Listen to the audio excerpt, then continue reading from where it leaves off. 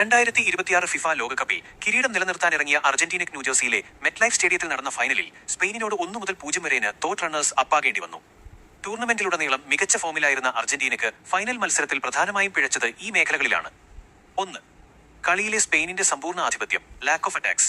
Final മത്സരത്തിൽ Spain പന്തടക്കത്തിലും ആക്രമണത്തിലും അർജന്റീനയെ പൂർണ്ണമായി നിഷ്പ്രഭമാക്കി. നിശ്ചിത 90 മിനിറ്റിൽ സ്പെയിൻ 15 ഷോട്ടുകൾ ഉതിർത്തപ്പോൾ അർജന്റീനയ്ക്ക് ലക്ഷ്യത്തിലേക്ക് ഒരു ഷോട്ട് പോലും അടിക്കാൻ സാധിച്ചില്ല.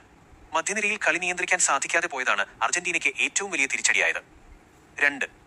എൻസോ ഫെർണാണ്ടസിന്റെ ചുവപ്പ് card, red card.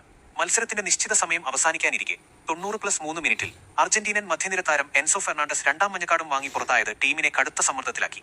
Extra time മുഴുവൻ 10 പേരുമായി കളിക്കേണ്ടി വന്നത് പ്രതിരോധത്തിലൂന്നി കളിക്കാൻ അർജന്റീനയെ നിർബന്ധിതരാക്കി. 3. എമിലിയാനോ മാർട്ടിനസിന്റെ രക്ഷപ്പെടുത്തലുകൾക്കും അപ്പുറമുള്ള ഗോൾ.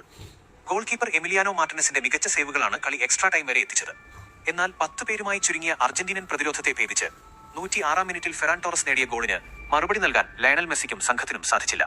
സ്പെയിനിന്റെ യുവനിരയുടെ വേഗതയോട് പൊരുതാൻ സാധിക്കാതെ പോയതും കളി നിയന്ത്രിക്കാൻ കഴിയാത്തതുമാണ് 2026 ലോകകപ്പ് ഫൈനലിൽ അർജന്റീനയ്ക്ക് കിരീടം നഷ്ടപ്പെടുത്താനിടയാക്കിയത്.